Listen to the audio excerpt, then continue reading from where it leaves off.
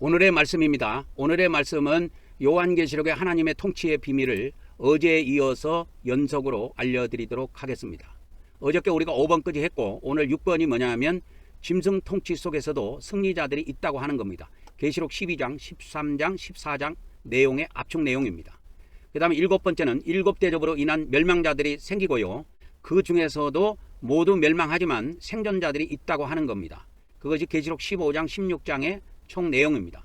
8번째는 계시록 17장, 18장의 내용인데요. 하나님의 진노의 대접 심판을 통해서 세상의 정치, 경제, 종교가 완전 멸망한다고 하는 이야기입니다. 그 다음에 9번째는 계시록 19장의 내용인데요. 하나님의 군대와 짐승 군대의 전쟁이 있게 되고 그 전쟁의 결과 짐승 군대는 완전 멸망해서 사라집니다. 그리고 10번째는 계시록 20장인데요. 하나님의 지상 통치 전에 사탄 세력을 다 결박한다고 하는 내용입니다. 무저갱에다 결박합니다. 무저갱에 결박합니다. 그리고 이제 1000년 동안 이 새하늘 새 땅이 이 지상이 새 땅이 돼가지고 이 새 땅에 하나님의 새 예루살렘 성, 하나님의 보좌가 있는 새 예루살렘 성이 이 지상에 내려오게 됩니다. 그때부터 하나님의 지상 통치가 시작이 되게 되고요. 이 지상 통치는 하나님이 직접 모든 권세를 갖고 있지만 왕들을 세워가지고 분봉왕들을 세워가지고 이렇게 위임 통치를 합니다. 그래서 첫째 부활의 참여자들이 1000년 동안 그리스도와 더불어서 1000년 동안 통치의 권세를 갖게 됩니다. 그리고 마지막으로 천년왕국이 꽉 차면 이 사탄의 세력과 그 다음에 인간 중에서 죽은 자들에 대한 심판이 있습니다. 그래서 사탄 세력도 최후 심판을 받고 죽은 자들도 최후 심판을 받고 해서 모든 이제 영육간의 하나님의 반대 세력들은 전부 다 심판을 받고 이제 감옥에 갇히게 됩니다. 그것이 불못입니다. 불못. 그래서 불못은 지옥하고 개념이 달라요. 그래서 요한계시록을 정확하게 이해하면 지옥과 불못의 개념이 다르다는 걸 확실히 알 수가 있습니다. 오늘은 이 내용을 가지고 요한계시록 12장부터 22장까지의 내용을 알려드리도록 12장부터 22장까지의 내용입니다. 그래서 이거를 오늘 알려드리도록 하겠습니다. 12장부터 22장까지의 내용입니다. 여러분 안녕하십니까? 성경말씀 사관학교입니다. 오늘 또 하나님의 말씀 무장 288회가 되겠습니다. 288회입니다. 오늘 또 물질로 후원해 주신 분이 계십니다. 우리 장정숙 성도님 10만원 진심으로 감사드립니다. 이 마지막 때 완전 말씀 무장하고 완전 축복 받으시기를 예수 그리스도 이름으로 기도드립니다. 선자 이름으로 선자를 영접하는 자는 선자의 상을 받을 것이요 의인의 이름으로 의인을 영접하는 자는 의인의 상을 받을 것이라고 주 예수님께서 말씀해 주셨습니다. 저는 하나님께서 이 마지막 때 말씀의 나트로 사용하시려고 창세전부터 예배해 놓은 자입니다. 저의 연락처는 카톡 아이디 이렇게 777이 되겠습니다. 이 말씀은 여러분의 기도와 후원으로 제작이 되고 있고 우리 당대와 우리 후대에도 이 말씀이 전파될 수 있도록 저의 사후에도 모든 영상들을 유튜브에 남겨놓을 예정입니다.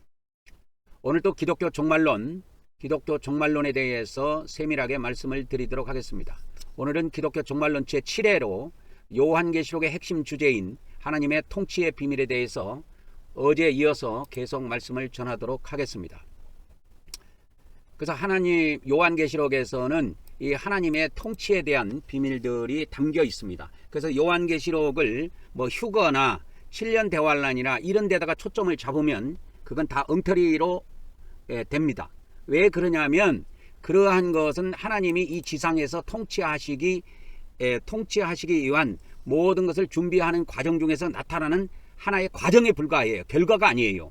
그렇기 때문에 요한계시록이라는 이 말씀을 해석할 때 예를 들어서 휴거에 초점을 맞춘다든지 7년 대환란에 초점을 맞춘다든지 666에다가 초점을 맞춘다든지 그렇게 하면 안 돼요. 그런 거는 다 부수적인 것이고 진짜 요한계시록의 핵심 주제는 하나님께서 이 지상에 통치하시겠다는 이야기입니다. 그래서 하나님의 지상 통치의 비밀이 이 요한계시록에 나타나 있는 것입니다. 그래서 요한계시록에 하나님의 지상 통치의 비밀이 이 요한계시록에 나타나 있는 거예요. 그래서 어저께도 제가 말씀을 드렸지만 이 요한계시록의 이 땅에 임하는 하나님의 왕국, 이 바실레이아는 하나님의 내적 능력, 디나미스라 그랬죠. 이 디나미스가 외적으로 이 땅에 그 하나님의 권세와 통치가 드러나는 나라로 이해하시면 됩니다. 드러나는 왕국으로 이해하면 됩니다. 여기서 이제 중요한 것은 이 땅에 하나님의 권세와 뭡니까? 하나님의 통치가 된다고 하는 것입니다.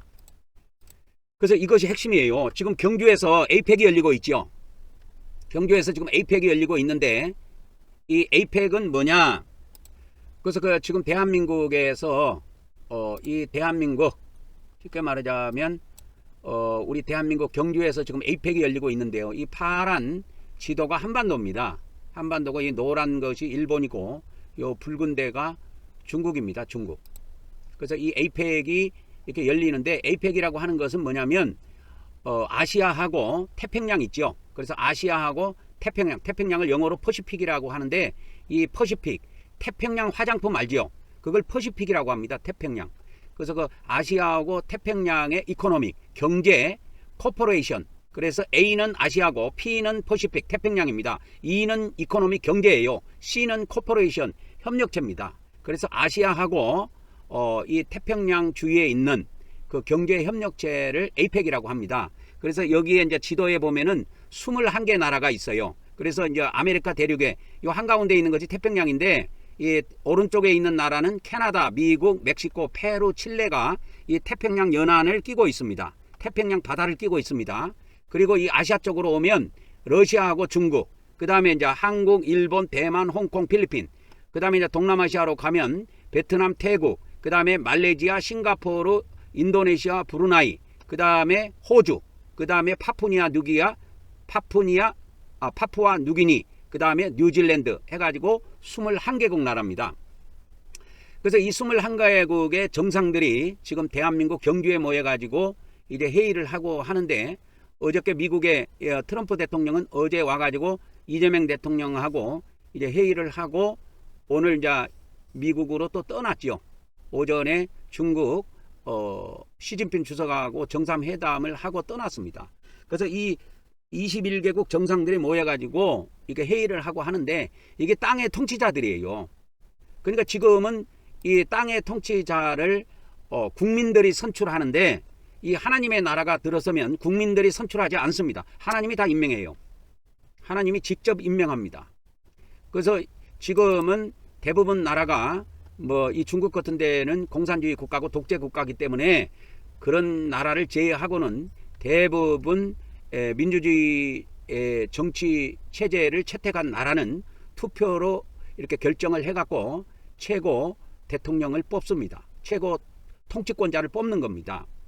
그런데 이제 천년왕국이 되면 하나님의 나라가 이 땅에 들어서면 하나님께서 이 왕들을 직접 임명하십니다. 이제 그것을 알려주는 것이 요한계시록이에요. 그래서 이 땅에 임하는 하나님의 왕국은 하나님의 내적 능력이 디나미스라 그랬죠. 외적으로 이 땅에 하나님의 권세와 통치로 드러나는 왕국으로 이해하면 정확합니다. 어저께 우리가 5개를 봤습니다. 요한계시록에서 하나님의 통치의 비밀에 대해서 5개를 봤습니다. 그래서 계시록 11장까지 본 겁니다. 1장부터 11장까지 이 하나님의 통치라는 그러한 큰 주제를 가지고 하나님의 통치라는 큰 주제를 가지고 요한계시록을 해석을 하면 계시록 1장은 하나님이 이렇게 통치하시기 위해서 오시겠다 해서 통치의 비밀을 계시해 줍니다. 그래서 요한계시록 1장은 계시가 이렇게 되어 있어요. 그 다음에 이제 2장 3장에는 7교회가 등장하는데 지금은 하나님께서 7교회를 직접 통치하지 아니하시고 성령님께 임하셔가지고 통치를 지금 진행 중에 있습니다. 그래서 7교회의 그 끝에 보면은 성령이 교회들에게 하시는 말씀을 귀 있는 자는 들을지어다 이렇게 되어 있죠. 그래서 요한계시록 2장 3장에 성령이 교회들에게 하시는 말씀을 들을지어다가 7번 반복해서 나옵니다. 그리고 이제 계시록 4장 5장으로 가면 이 하나님의 통치의 중심지가 어디냐? 보좌가 나옵니다. 보좌. 그래서 이 하나님의 통치의 중심지는 보좌인데 이 보좌의 세계가 요한계시록 4장에 등장을 합니다. 그리고 그 보좌에 앉아 계신 분이 계시는데 그분이 주 하나님이에요. 주 하나님. 주인 되시는 하나님이다 이 말이에요. 모든 주권을 가지고 계신 분입니다.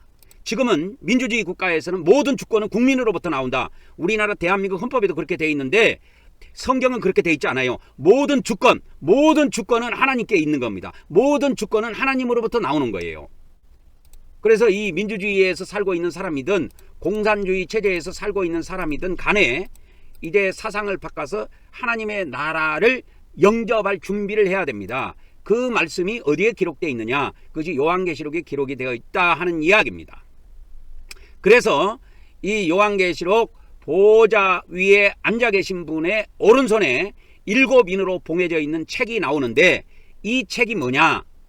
이 책이 뭐냐면 요한계시록 그것이 비밀의 하나님의 통치의 비밀이 담겨 있는 책이에요. 그것이 요한계시록 5장에 나옵니다. 5장에. 근데 이 통치의 비밀의 책을 열게 됩니다. 통치 비밀의 책을 열어요. 그 여는 거는 어떻게 여냐면 인을 떼는 거예요. 그래서 인을 하나씩 뗄 때마다 거기에 담겨 있는 비밀을 알 수가 있어요. 그래서 요한계시록 5장에 보면 통치 비밀이 담겨 있는 하나님의 미래에 대한 계획표가 담겨 있는 그 두루마리 책이 있는데 그 책을 어린 양이신 예수님이 받아가지고 하나씩 떼는 장면이 계시록 6장에 등장을 합니다. 그래서 6장에서 6개 인을 떼고 7장은 14만 4천 명과 흰옷 입은 자가 나와 있고요. 8장 1절에 가면 7째 인을 떼는 장면이 나옵니다. 그래서 이 통치의 비밀이 담겨 있는 하나님의 통치의 비밀이 담겨 있는 그 책의 인을 다 열어 떼시는 분이 어린 양인데 이 떼신다는 의미는 어떤 의미로 받아들이면 되냐면 이 비밀을 인간들에게 계시해주고 공개해줄 분이 있는데 그분이 바로 예수님이라는 뜻입니다. 그래서 하나님께서 이 비밀의 계시를 다 알려주시는 것이 아니고 대리자인 어린 양을 통해서 이 마지막 때 하나님의 통치의 비밀을 공개해 주시는 것입니다. 그렇게 해서 8장부터는 이제 7나팔이 이제 순차적으로 첫째 나팔부터 울리게 되는데요. 그래서 8장에 4개의 나팔이 울리고 9장에 2개의 나팔이 울리고 11장에 가면 7번째 나팔이라고 하는 마지막 나팔이 울리게 됩니다. 그리고 계시록 10장은 또 뭔가 이 작은 책 두루마리 이 작은 책을 갖다 먹을 하나님의 종들에 대한 비밀이 이 삽입 장면으로 나와 있습니다. 그러니까 계시록 10장은 삽입 장면이에요. 이 삽입 장면은 왜 요한계시록에 많이 등장을 하냐면 어떤 앞에 나와 있던 그 내용을 부수적으로 추가적으로 세밀하게 알려줄 때 이 삽입장이 이렇게 사용이 됩니다. 그래서 계시록 7장도 삽입장이고 계시록 10장도 삽입장입니다. 그러면 이제 오늘의 말씀도 한번 쭉 들어가 보면 오늘의 말씀은 요한계시록 12장부터 14장까지 이렇게 나가게 됩니다. 요한계시록 오늘은 12장부터 22장 끝장까지 나가게 되는데 여섯 번째, 어저께 5번째로 끝났으니까 오늘 6번째가 뭐냐면 계시록 12장부터 14장까지 내용을 통합해서 하나로 보면 이 사탄이 이 마지막 때 통치를 하게 되는데 이 사탄이 짐승한테 이 통치권을 위임해요. 그러니까 여기에도 직접 통치하지 않고 위임해서 통치를 합니다. 사탄이. 그래서 붉은 용이 짐승에게 권세를 위임해 갖고 뭐 하냐면 통치를 해요. 그래서 3년 반 동안 통치합니다. 한때 두때 반때 3년 반 동안 통치를 하는데 이 3년 반 동안 통치하는 중에 이런 속에서도 승리자들이 나와요. 이 승리자들이 누구냐면 순교한 자들입니다. 짐승과 싸워서 순교한 자들이에요. 그래서 이들이 첫째 부활에 참여해서 이 지상의 통치권을 받게 됩니다. 지금은 이제 뭐 어제 오늘 뭐 이렇게 뉴스에 보면은 지금 뭐 이 세상의 왕들이 막 이렇게 모여가지고 경주에서 모여가지고 에이펙이라는 그 회의를 중심으로 해갖고 모여가지고 뭐 서로 회담도 하고 하는데 앞으로 이 천년 시대의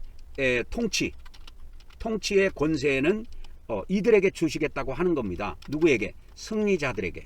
그래서 요한계시록 2장 3장에 이기는 자들에게는 만국을 다스리는 권세를 주시겠다 했어요. 그래서 어저께도 그 말씀이 나왔는데 계시록 2장 26절에 보면 이렇게 이긴 자들에게 그래서 나의 행위를 끝까지 지키는 자들 그래서 이기고 나의 일을 끝까지 지키는 자들에게는 내가 민족들을 다스리는 이런 권세를 줍니다. 권세. 권능이 아닙니다.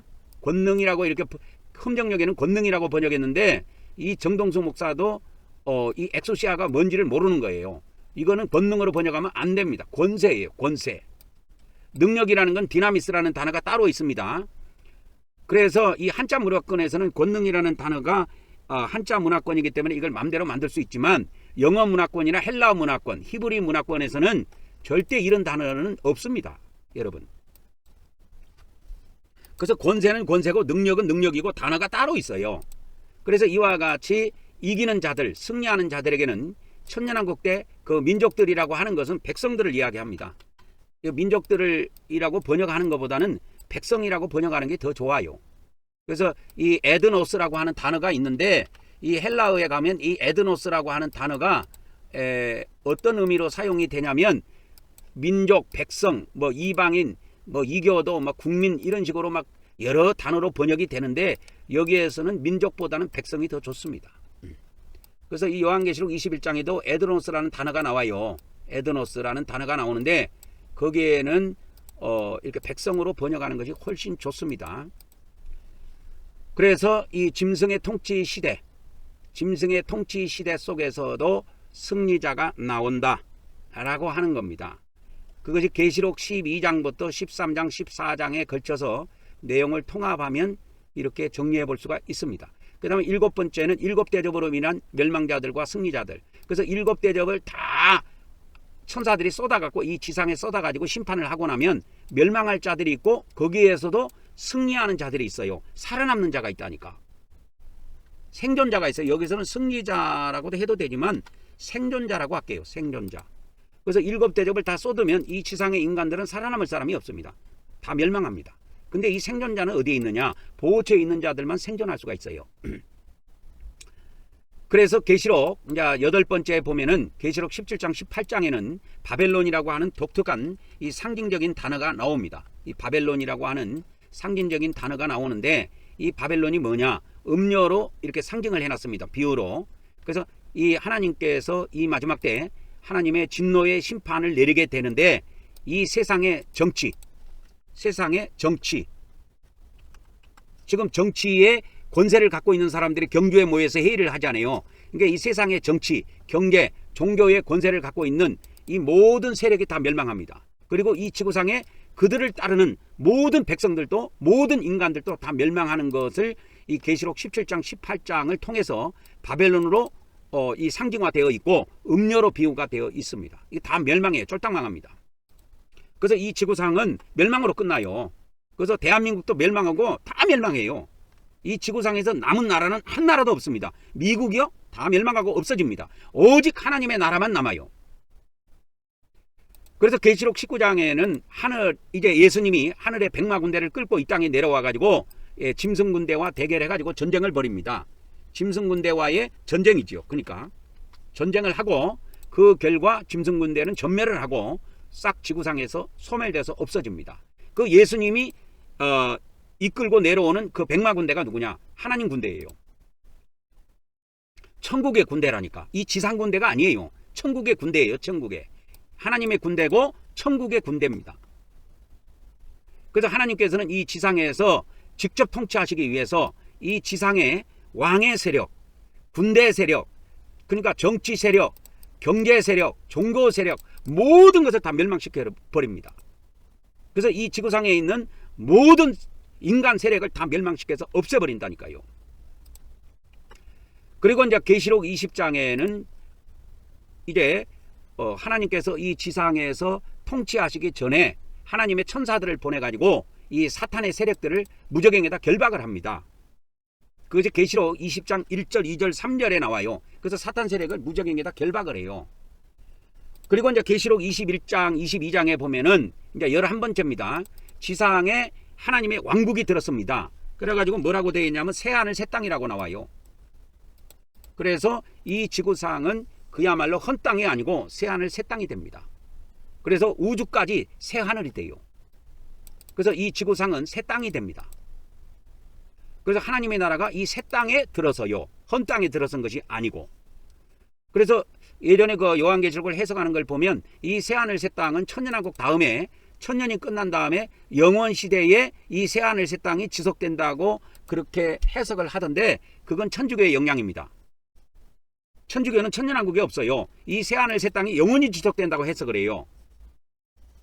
그러니까 그거는 천주교의 영향입니다. 이 새하늘 새 땅은 이 하늘은 영원히 가지만 이 새 땅이라고 하는 이 새 땅이라고 하는 이 지구는 영원히 가지 않습니다, 여러분.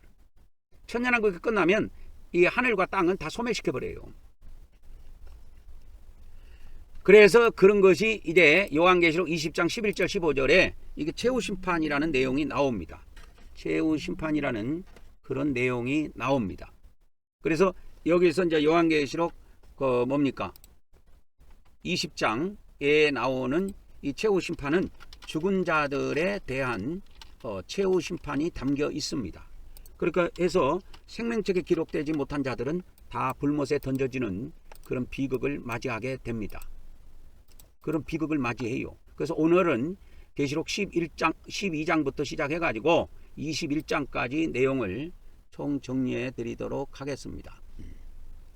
그래서 어저께 우리가 가로 5번까지 봤고 오늘은 이제 가로 6번부터 보면 되는 겁니다. 그렇게 보면 돼요. 그래서 이 계시록에 나타난 하나님의 통치의 비밀을 계속 오늘 또 추가로 살펴보려고 합니다.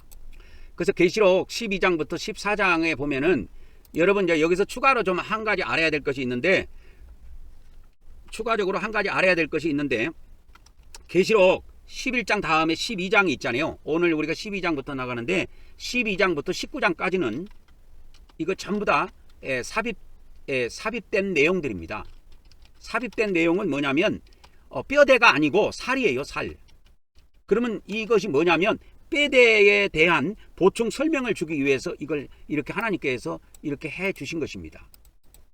그래서 계시록 19장부터 12장부터 13장, 14장, 15장, 16장, 17장, 18장, 19장까지는 이와 같이 전부 다 8장이죠. 이 8장에 있는 것은 뼈대가 아니고 살입니다. 살. 우리 인간에 보면 뼈가 있고 살이 있어요. 그래서 우리 인체를 구성하고 있는데 이건 살과 같은 거예요. 뼈대가 아닙니다. 계시록 12장부터 19장까지는 뼈대가 아니고 살이에요. 보충 설명해 주는 거예요.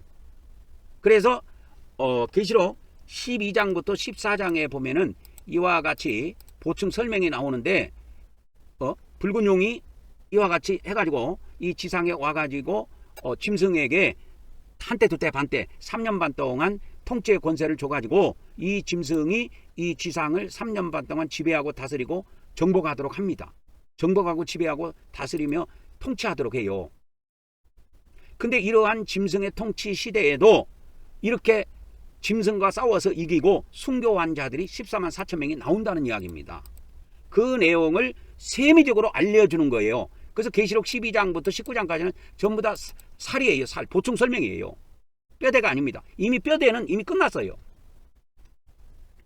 그래서 이제 뼈대가 하나 나오는 것이 뭐냐면 뼈대가 하나 나온 것이 나머지가 계시록 12장 뒤부터 시작해서 오늘 하는 22장까지 해서 뼈대는 하나 나와 있습니다.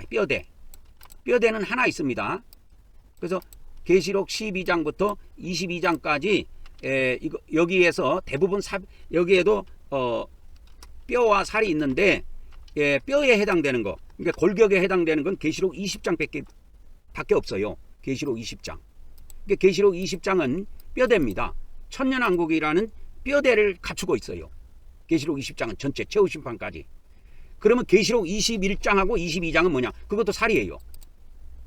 천년왕국에 대한 살입니다. 보충 설명이에요. 그래서 요한계시록은 뼈대를 처음에 이야기해주고 보충 설명이 나옵니다. 그 뒤에 또 뼈대를 이야기해주고 보충 설명이 나와요.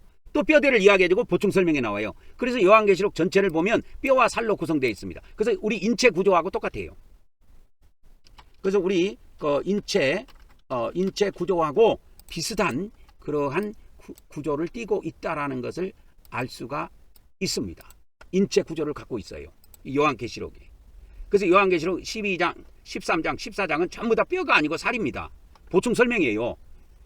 그래서 이 짐승들이 와가지고 이렇게 통치하게 되는데 이렇게 붉은 용이 이 땅에 쫓겨 내려오게 되면 이렇게 여자를 괴롭힌다. 이 여자가 뭐냐? 구체적인 내용은 나중에 이야기해드리고 붉은 용이 여자를 괴롭혀요.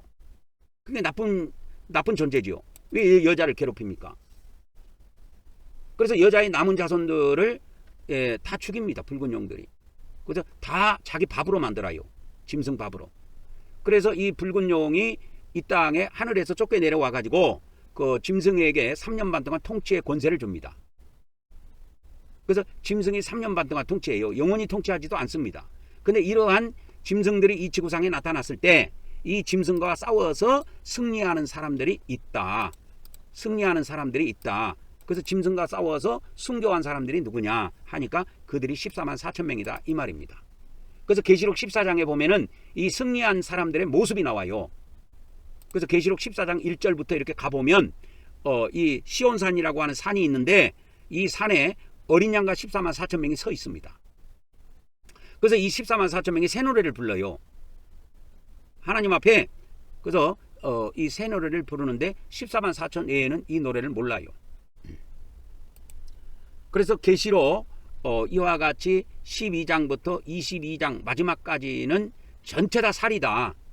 단 하나를 빼면 뼈대는 하나만 나온다. 그 뼈대가 뭐냐? 그 뼈대가 뭐냐 하니까 그것이 계시록 20장입니다. 그래서 요한계시록 12장부터 22장까지의 뼈대는 계시록 20장 한 장밖에 없습니다. 그리고 전부 다 살이에요. 계시록 21장, 22장은 천년왕국에 대한 살입니다. 새하늘 새 땅, 이 새 땅이 도래하 천년왕국 시대에 새 땅이 도래하는데 그 새 땅에 들어설 뭐냐? 보호자 세계에 대한 구체적인 내용. 그래서 보충 설명이에요. 그래서 요한계시록 21장은 이 천년왕국 때 하나님의 보호자 세계가 하늘에서 이 땅에 내려오는데 거기에 대한 세밀한 내용들을 알려주고 있는 겁니다. 그래서 계시록 12장부터 22장까지의 뼈대는 계시록 20장 하나밖에 없고 나머지는 전부 다 살이다. 그래서 계시록 이제 12장부터 13장, 13장은 짐승의 통치 시대에 두 짐승을 알려주고 있고 계시록 14장은 이렇게 짐승 시대가 와도 짐승과 싸워서 순교해서 승리한 이렇게 14만 4천 명의 종들이 나온다. 그것을 보여주고 있는 겁니다. 그래서 하나님께서는 이와 같이 이 지상에서 하나님께서 직접 통치하시기 위해서 하늘에 있는 이 사탄의 세력부터 먼저 몰아냅니다. 이 땅으로. 다른 데로 안 몰아요. 이 지구로 쫓겨나게 해요. 그래서 일부는 다 잡혀서 무적에게 갇히게 되지만 일부는 이 지상에 내려오도록 천사들이 유도리를 줍니다. 왜 그냐? 하나님의 이 예언의 말씀이 성취되도록 하기 위해서 일부 짐승들과 붉은 용과 그 마귀의 세력들이 이 땅이라고 하는 지상에 와서 3년 반 동안 통치할 수 있도록 다 잡아서 무적에게 가두지 않습니다. 일부는 남겨둬서 그들에게 3년 반 동안 시간을 더 주는 겁니다.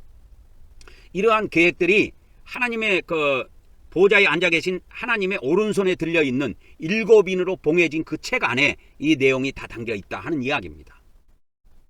그래서 6번째 내용은 뭐냐? 뭐 영적 전쟁 이렇게 붙여봤는데 뭐 영적 전쟁이라고 해도 되고 또는 그냥 두 세력의 전쟁 이렇게 하면 됩니다. 그래서 사탄의 통치 속에서도 승리자들이 있다. 이것이 가장 중요한 핵심이 되겠습니다. 계시록 12장, 13장, 14장에. 그래서 계시록 12장에는 이 사탄의 통치 속에서도 승리한 자들을 누구로 비유하고 있냐? 계시록 12장에 여자가 낳은 사내 아이가 있습니다. 사내 아이로 비유가 되어 있어요. 그리고 여자는 땅속으로 들어갑니다. 계시록 12장에. 그것이 보호처예요. 근데 계시록 13장에는 이와 같이 두 짐승이 이 지구상을 3년 반 동안 통치하게 되는데 그 통치 속에서도 이와 같이 짐승과 싸워서 순교한 자들이 14만 4천 명의 이런 종들이 탄생이 된다. 하나님께서는 이들에게 이 지상에서 통치할 수 있는 권세를 주시기 위해서 이들을 첫째 부활에 참여케 하신다. 첫 번째로 부활시킵니다. 이 자들을. 그래서 이들이 1000년 동안 지상에서 통치하는 것이 요한계시록 20장에 등장합니다. 그 다음에 이제 7번째로 들어갑니다. 7번째는 요한계시록 15장 16장에 있는 하나님의 통치에 대한 비밀을 알려드리도록 하겠습니다. 요한계시록 15장 16장에 나오는 핵심 단어는 7대접입니다. 7대접입니다. 7대접입니다. 핵심 단어는 7대접입니다. 그래서 이 7대접을 통해서 하나님께서는 하나님의 반대 세력, 쉽게 말하면 악의 세력, 사탄의 세력, 마귀의 세력, 귀신의 세력들을 완전 붕괴시켜버립니다. 7대접 심판을 통해서. 이게 최후의 심판입니다. 일곱 대접 심판은 어떤 내용이냐면 일곱 나팔 있죠. 그래서 이 일곱 대접도 보충 설명이에요. 뼈대가 아니고 살이에요. 살. 그래서 계시록 15장 16장도 살에 해당됩니다. 뼈대는 20장밖에 없다 그랬어요. 제가. 그러니까 이것도 살인데 뭐에 대한 살이냐면 일곱째 나팔은 뼈대란 말이야. 일곱 나팔 있죠. 첫째 나팔, 둘째 나팔, 셋째 나팔부터 시작해서 일곱째 나팔까지는 뼈대입니다. 그게 하나님의 심판인데 마지막 일곱 대접을 쏟게 되면은 일곱째 나팔을 울리게 되면 일곱 대접이 순차적으로 진행이 돼요. 일곱 나팔, 일곱 번째 나팔을 울리면. 그래서 이 대접 심판도 뼈대가 아니고 보충 설명입니다. 그래서 그것이 일곱 대접이라는 단어가 요한계시록 15장하고 16장에 등장합니다. 15장과 16장에 등장을 합니다. 그래서 요한계시록 15장 1절에 보면 또 하늘에 크고 이상한 다른 이적을 보매 일곱 천사가 일곱 재앙을 가졌으니 곧 마지막 재앙이라. 이것이 하나님의 진노가 담긴 그 재앙입니다. 이것이 일곱 재앙인데 이게 일곱 대접으로 상징되어 있습니다. 그래서 일곱 천사가 마지막 일곱 재앙을 가졌다. 그래서 하나님의 진노가 이 대접 안에 가득가득 담겨 있습니다. 이것을 쏟아부으면 심판이 벌어지는 거예요. 그래서 이것도 다 보충 설명입니다. 그래서 요한계시록 15장에는 이제 일곱 대접을 가진 일곱 천사가 있다. 이것을 이제 계시만 해주고 있고, 일곱 대접 심판은 언제 벌어지느냐? 언제 벌어지냐면 계시록 16장에서 진행이 됩니다. 그래서 계시록 16장도 일곱 번째 나팔 있죠. 일곱 번째 나팔에 대한 보충 설명이에요. 이게 일곱 대접은 일곱 번째 나팔에 대한 보충 설명입니다. 여러분 여기다 적어줄까요? 일곱째 나팔 그 심판에 대한 보충 설명이다. 이게 보충 설명입니다. 일곱째 나팔에 대한 보충 설명이에요. 그것이 계시록 16장에 등장해 있습니다. 일곱 대접으로. 그래서 일곱 대접이 땅에 쏟아지면 이 지구상에 있는 모든 악의 세력은 완전 끝나고 다 멸망당하고 사라져버립니다. 그런데 계시록 15장에는 이러한 일곱 대접이 쏟아진 속에서도 살아난 자가 있다. 승리자라고 해도 되고 생존자라고 해도 됩니다. 이들이 있어요. 요한계시록 15장에 이게 나옵니다. 그래서 이제 그 15장 개정성경으로 한번 볼까요? 또 2절부터 보면 내가 보니 불이 섞인 유리바다 같은 것이 있고 짐승과 그의 우상과 그 이름의 수를 이긴 자들이에요. 이기고 벗어난 자들이 유리바닷가에 있어서 하나님의 검은고를 가지고 하나님의 종 모세의 노래와 어린 양의 노래를 부르면서 하나님께 찬양을 드립니다. 이 장면이 무슨 장면이냐면 짐승을 이기고 벗어난 자들, 그러니까 승리한 자들이 드리는 찬양이에요. 그러면 이 짐승을 이기는 것이 언제냐? 짐승을 이기는 것이 언제냐면 짐승의 시대가 끝나야 이게 가능한 거야. 그래서 여기에서 노래를 드리는 사람들, 생존자들은 보호처에 있는 하나님의 백성들이 이렇게 하나님께 찬양을 드리는 그러한 내용이 되겠습니다.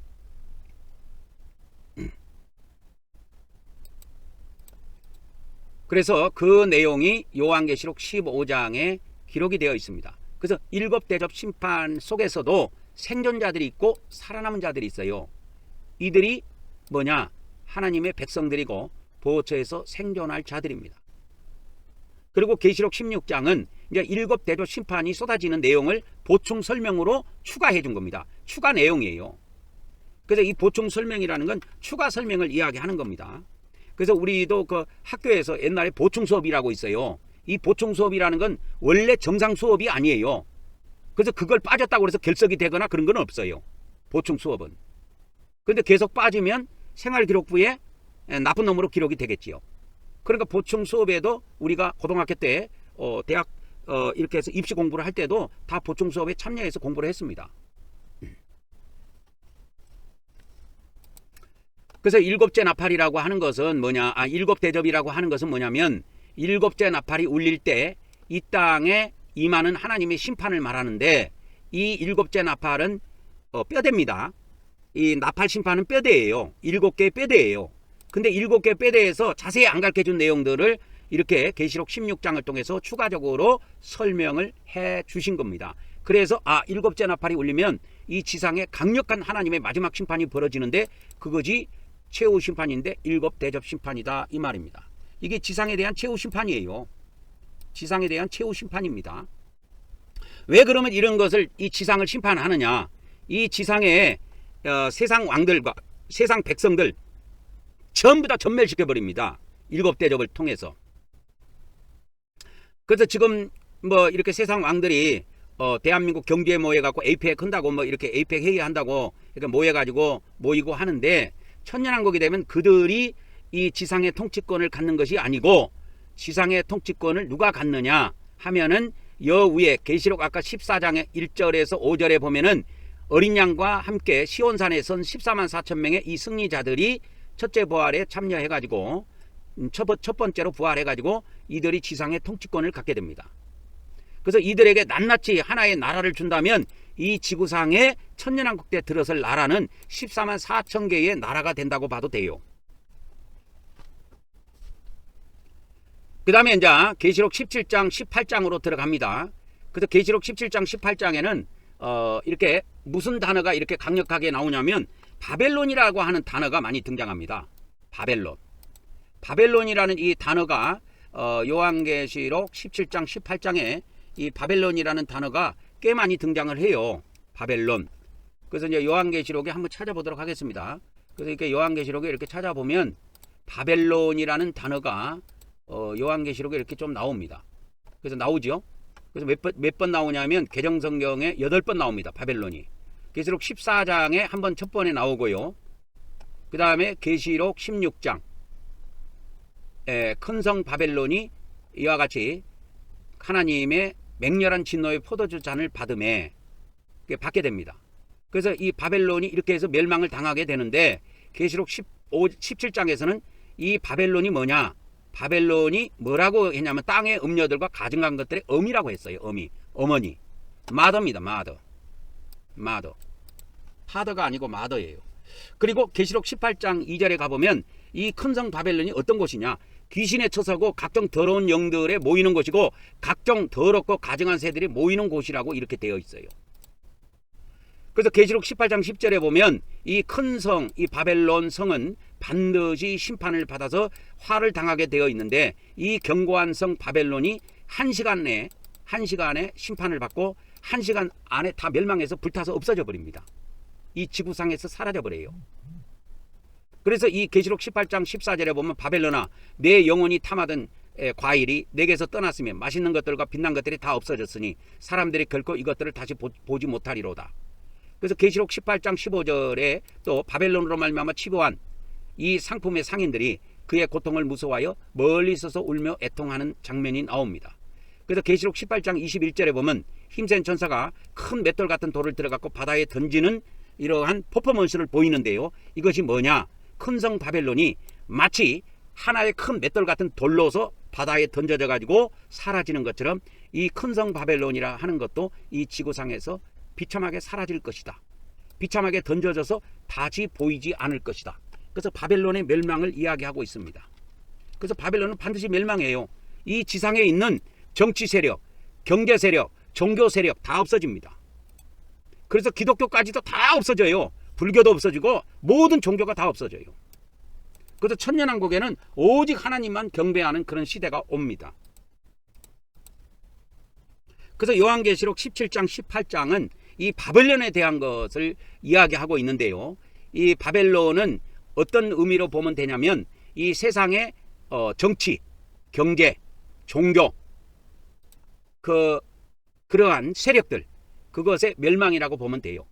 거기에 부수적으로 딸려있는 인간들도 전부 다 멸망을 당한다는 거예요. 그래서 이 마지막 때에 강력한 종교가 들어서는데 그게 뭐냐? 짐승을 경배하는 종교가 이 지구상에 들어섭니다. 그래서 이 지구상에는 종교가 사라져요. 이 마지막 때는 모든 종교가 다 사라집니다. 기독교고 천주교고 불교고 뭐 이슬람 종교고 다 사라져요. 남녀호랑개교고 뭐고 뭐 다 사라집니다. 그래서 이 지구상에 남는 종교가 뭐냐? 짐승, 모든 지구상에 있는 이 인간들이 3년 반 동안 짐승을 경배하고 육륜표를 받고 짐승표를 받아가지고 이와 같이 짐승을 경배하는 그런 종교가 들었습니다. 그러니까 그러한 정치 세력이 들어서기 때문에 그런 종교가 만들어지는 거예요.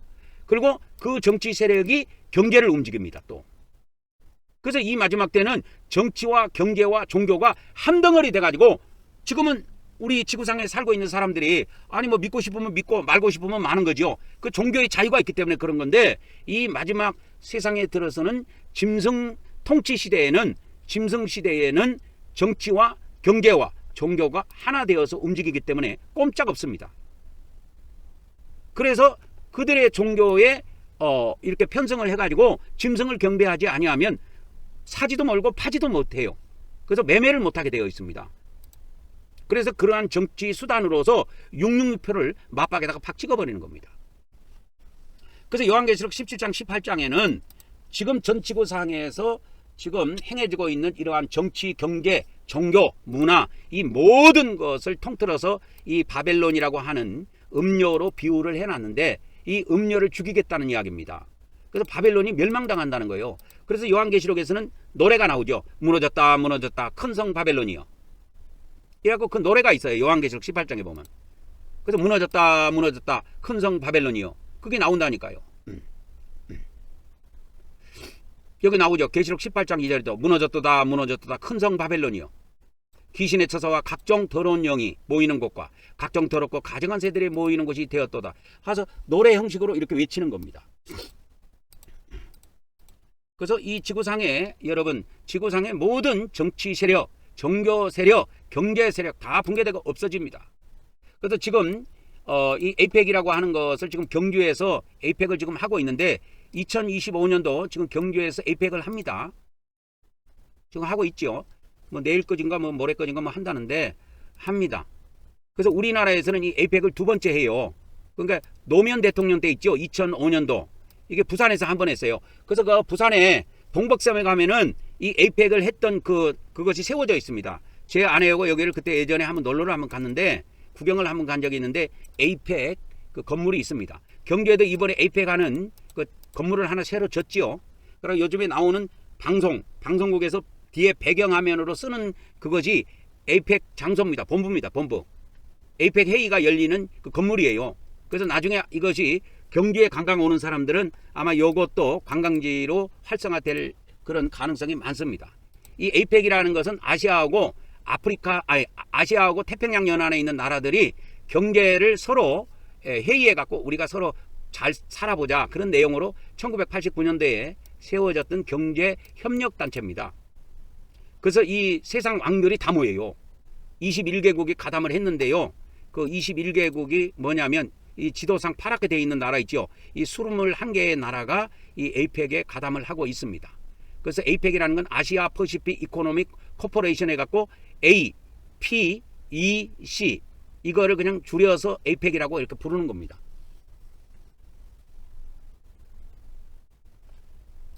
그래서 이 에이펙의 경제적으로 모든 우리나라 회장들, 경제 회장들, 뭐 최태원 회장, 뭐 또 이재용 회장, 뭐 이런 사람들도 다 모여요, 여러분. 다 모여서 회의를 한다니까.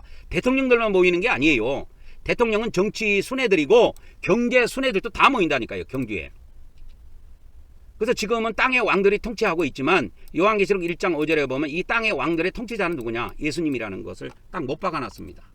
그래서 계시록 1장 5절에 보면 이 예수님을 땅의 임금들의 머리라고 되어 있는데 이걸 땅의 왕들의 통치자 이렇게 번역한 것이 가장 좋습니다.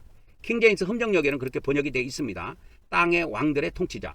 예수님이 누구냐? 땅의 왕들을 통치하고 있어요. 그리고 천년왕국에는 이 땅의 왕들을 예수님이 직접 세웁니다. 하나님으로부터 권세를 받아가지고 땅의 왕들을 직접 세워요, 예수님이. 그래서 예수님과 함께 이 땅의 왕들이 천년 동안 통치한다니까요. 그것이 요한계시록 20장에 나와 있는 겁니다. 그러나 이 땅의 왕들은 다 멸망한다는 거예요. 땅의 왕들은 전부 다 멸망합니다. 그게 요한계시록 18장의 내용이에요. 땅의 왕들 전부 다 멸망합니다. 다 멸망합니다. 바벨론의 멸망이에요. 그러니까 땅의 왕들이 세운 나라 있잖아요.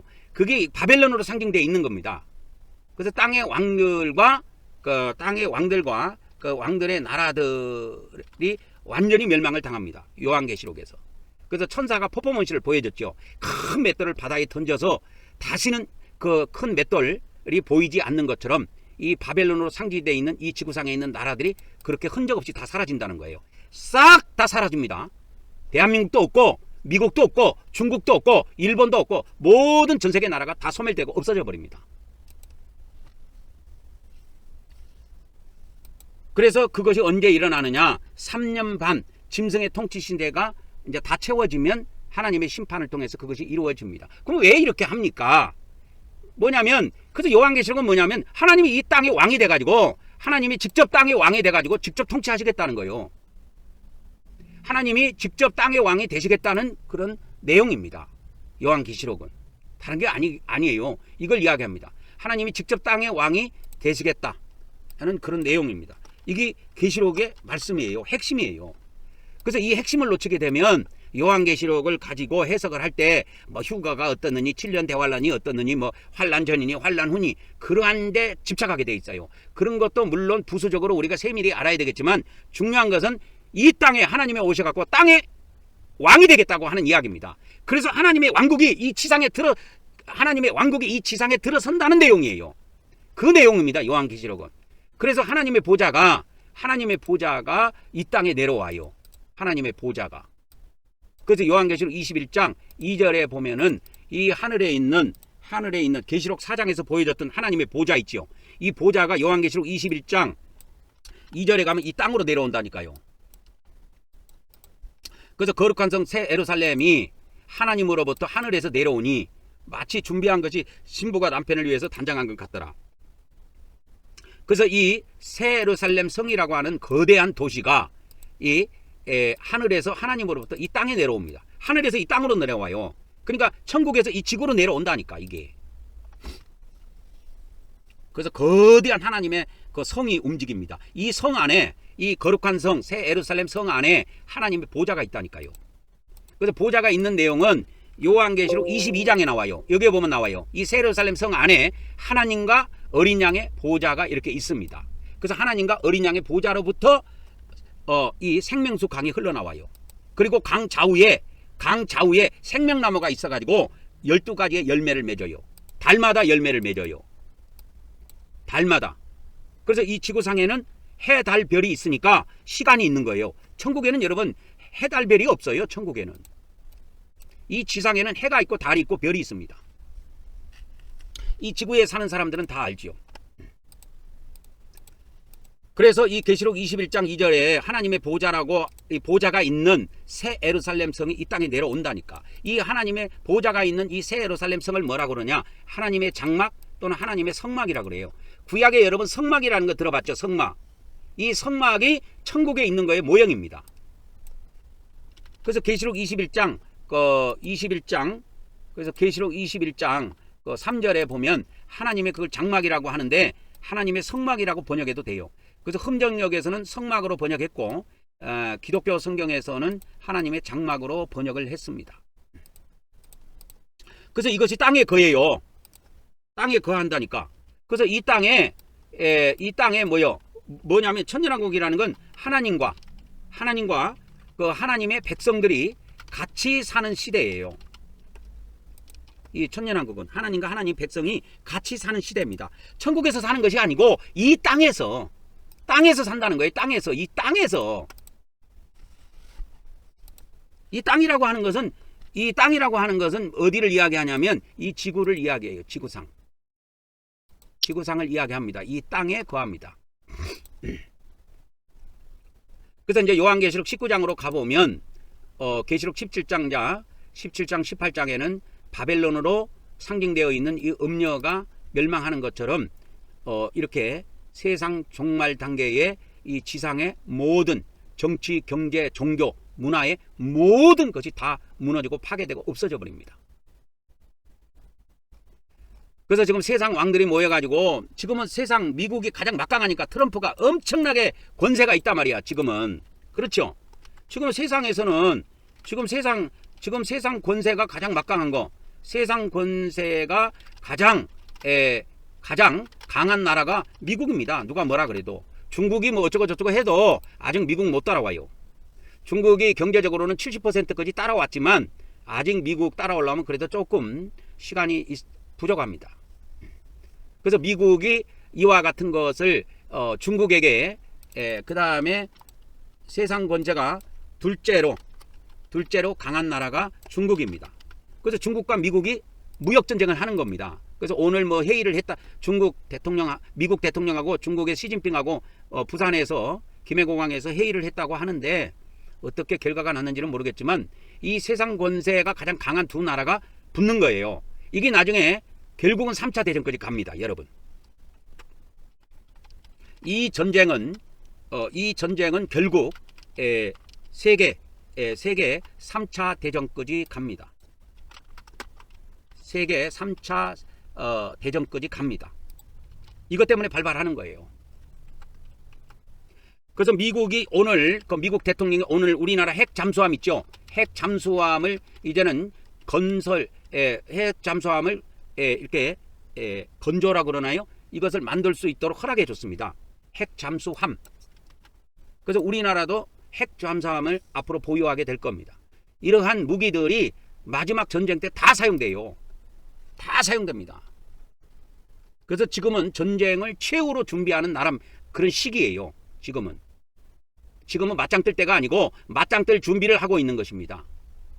그래서 결국은 다니엘서가 예언했던 남방왕과 북방왕의 전쟁으로 갑니다. 이게 다니엘서 11장에 예언되어 있어요. 남방왕과 북방왕이.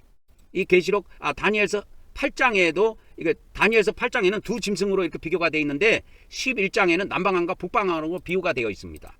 그래서 남방왕과 북방왕이 싸워요. 그래서 이 남방왕은 뭐냐면 한중일이에요. 쉽게 말하자면. 이 북방왕은 북중로고. 그래서 나중에 대판 붙어갖고 치고 패고 싸웁니다. 그래서 미국 대통령이 핵잠수함도 우리에게 용인해주고 그렇게 건조하도록 한 것은 이 남방왕 우리가 같은 세력으로서 나중에 북방왕과 전쟁을 칠 때 유리하기 위해서 허락한 거예요. 우리나라 좋으라고 해준 게 아니고. 그래서 요한계시록 이제 19장으로 가보면 이렇게 하나님 군대하고 짐승 군대하고 마지막 맞짱을 떠요.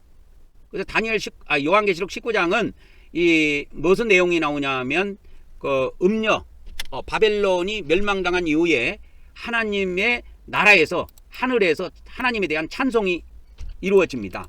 찬송. 그리고 어린 양의 혼인잔치의 내용이 잠깐 나오고요. 주 내용은 하늘 백마 군대에 대한 전쟁 이야기입니다. 그래서 하늘 백마 군대가 이 마지막 때 전쟁을 치르게 됩니다. 그래서 결국은 세상 군대, 짐승 군대, 이 짐승 군대하고 싸움을 해갖고 짐승 군대가 멸망을 당해요. 백마 군대가 승리합니다. 그래서 하나님의 나라가 들어서게 돼요. 만일에 하늘의 백마 군대가 짐승 군대가 싸워갖고 져버렸다. 그러면 이 땅에는 하나님의 나라가 못 들어서요. 하나님이 통치하는 시대가 못 온다니까. 근데 올 수 있었던 것은 하나님 군대가 더 막강하다라는 거예요.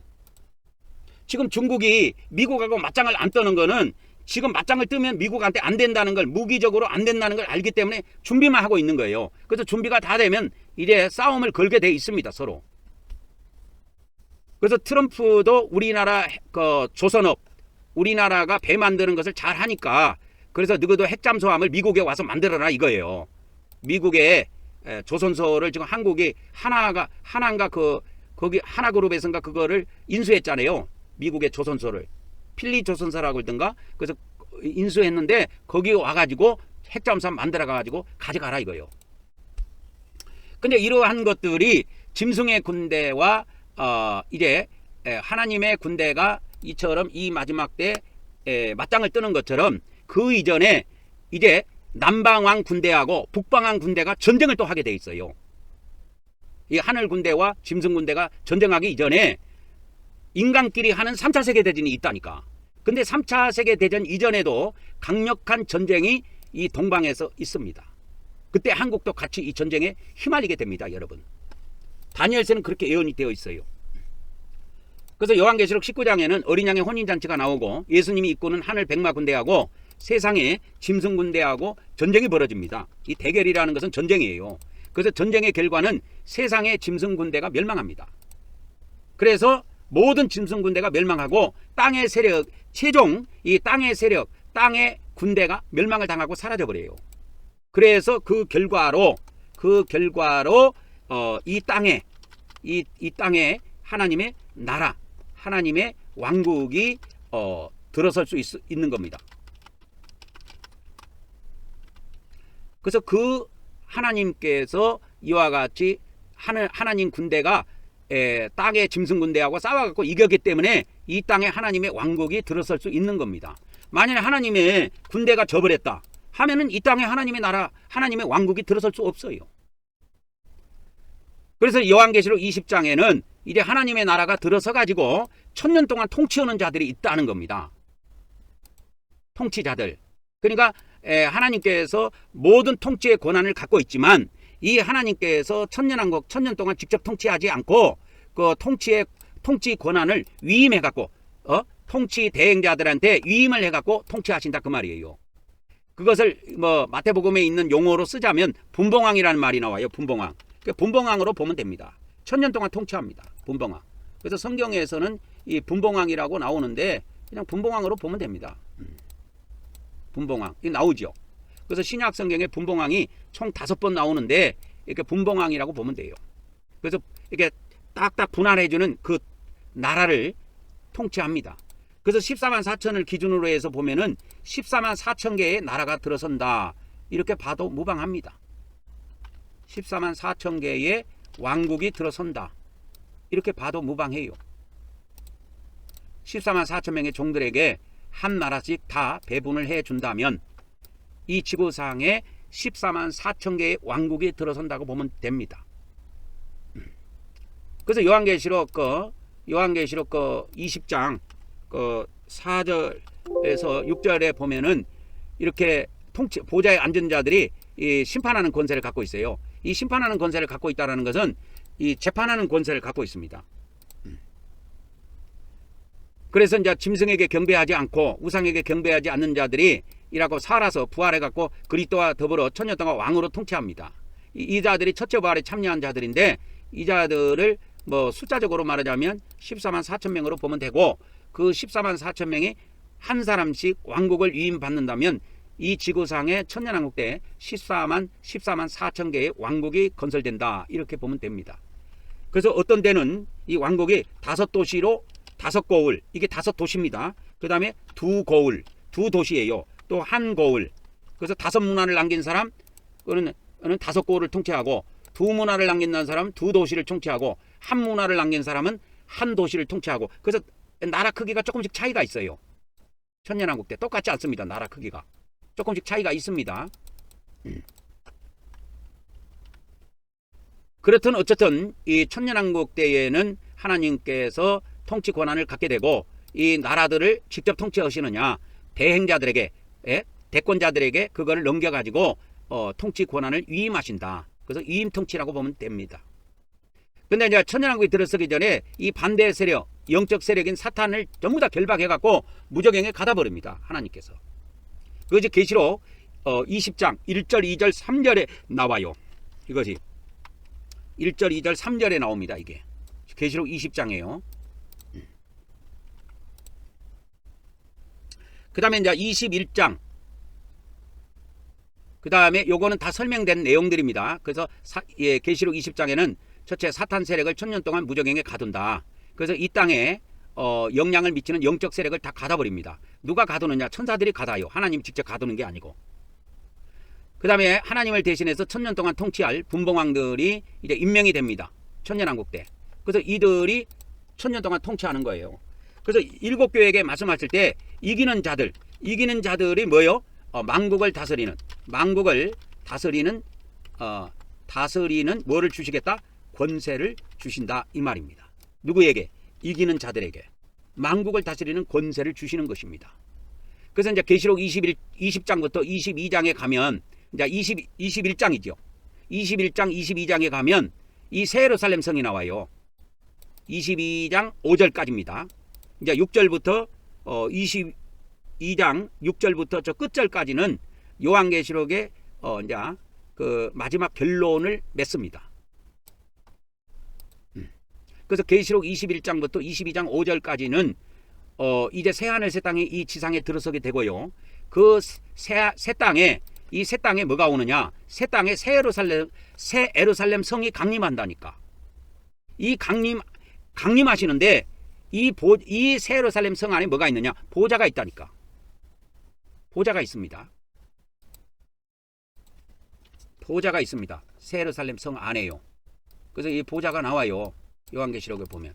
그래서 보좌가 요한계시록에 개정성경에 35절 나오는데 많이 나오죠. 35절 나오는데 이게 요한계시록에 나옵니다. 이렇게 계시록 21장 3절에 보좌에서 큰 음성이 나서 이르되, 이게 하나님의 음성입니다. 하나님의 장막이, 하나님의 장막, 하나님의 성막, 이게 새 예루살렘 성이에요. 사람들과 함께 있으며 하나님이 그들과 함께 계시니 그들은 하나님의 백성이 되고 하나님은 친히 그들과 함께 계시며 그들이 하나님이 되시는 겁니다. 그래서 이 보좌가 이 지구상에 내려옵니다. 내려오는 것이 계시록 21장 2절에 있죠. 그래서 이 새 예루살렘 성, 이것이 하늘에서 이 땅에 내려와요. 하나님으로부터. 그래서 이 새 예루살렘 성이 뭐냐? 하나님의 통치 중심지입니다. 통치 중심지예요. 이 새 예루살렘 성이. 이게 천년왕국의 수도로 보면 됩니다. 이 새 예루살렘 성이 천년왕국의 수도예요.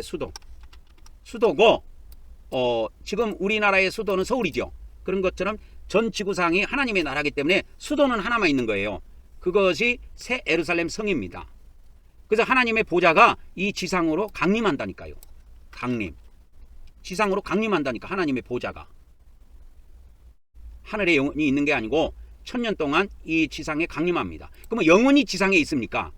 영원히 지상 왕국이 존재한다고 하는 것이 여호와 증인이에요.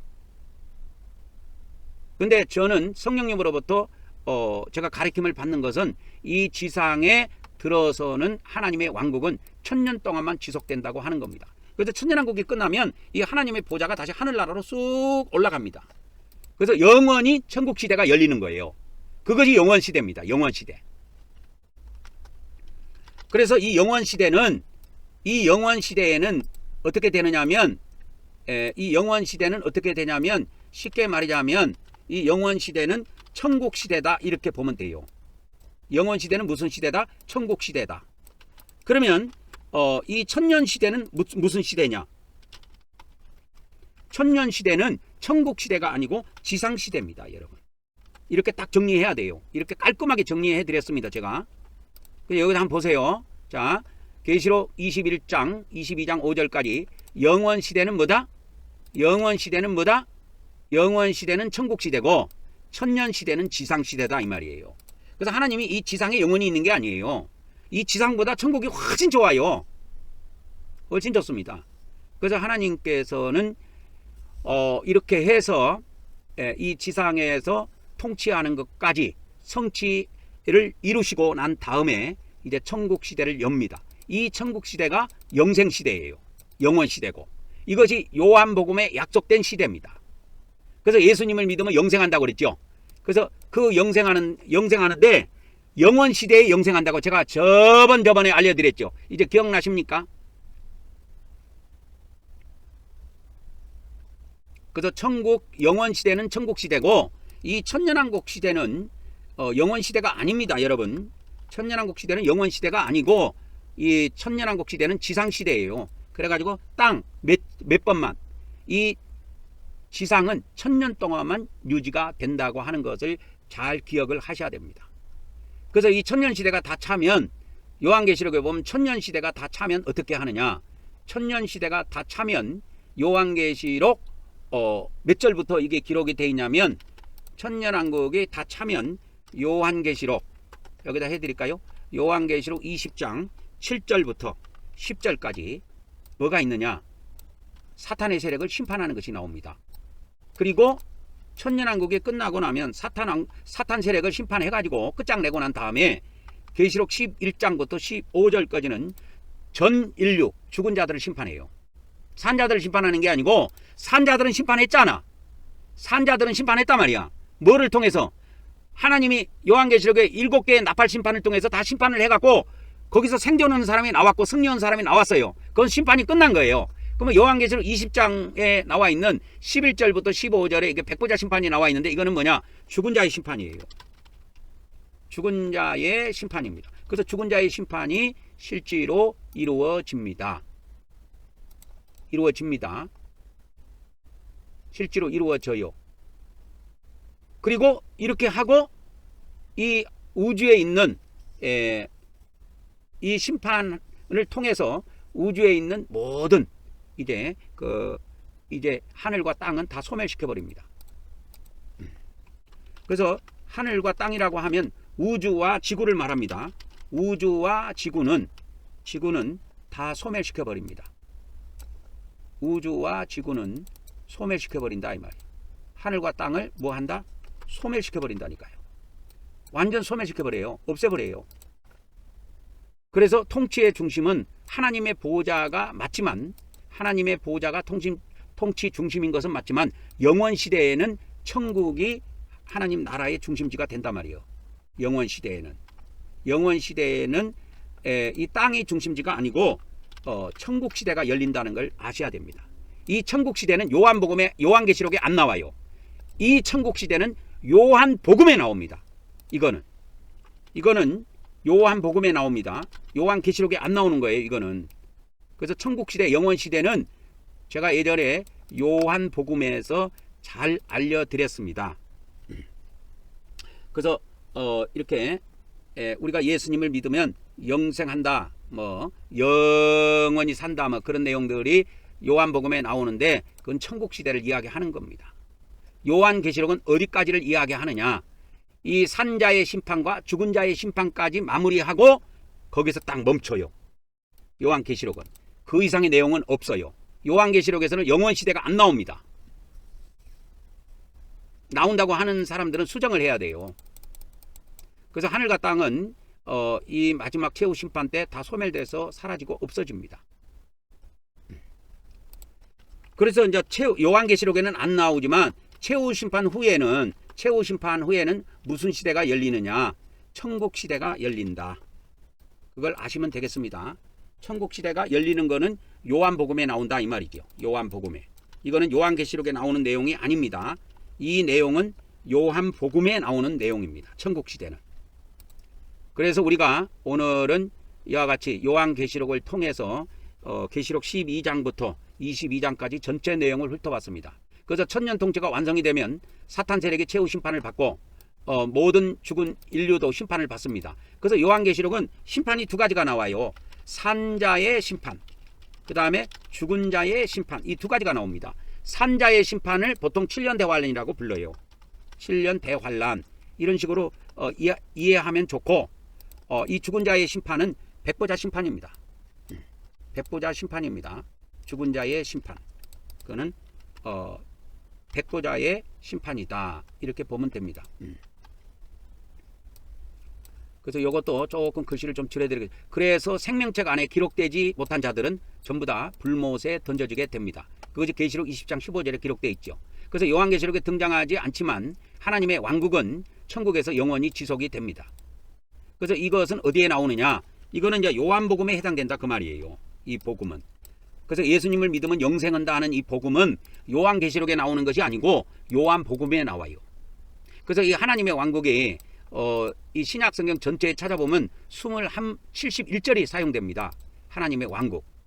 근데 이 마태복음 19장 23절에는 천국이 나오고 마태복음 19장 24절에는 하나님의 왕국이 나오는데, 이 하나님의 왕국은 땅에 있는 왕국이 아니고 하늘에 있는 왕국을 이야기하는 거예요. 그러니까 이 땅에 하나님의 왕국이 들어선다고 천국이 없어지는 게 아니에요. 그래서 천국은 영원히 존재한다. 그러나 땅은 소멸돼서 없어져 버립니다. 이 지구는 소멸돼서 없어져요. 그래서 예수님이 말씀하셨죠. 하늘과 땅이 없어지기 전에는 율법의 1.1획도 없어지지 않는다 라고 이야기하셨습니다. 그처럼 이 천국이라고 하는 것은 영원히 존재하지만 땅은 하늘이라고 하는 것은 우주예요. 우주와 이 지구는 소멸됩니다, 여러분. 그래서 우주와 지구는 어떻게 된다? 소멸된다. 마지막 때 완전 소멸돼서 사라져버립니다. 오늘은 여기까지 해가지고 우리가 요한계시록 12장부터 22장 끝장까지 우리가 다 내용을 살펴봤습니다. 다 살펴본 겁니다. 이제 또 다음 시간에 뵙도록 하겠습니다.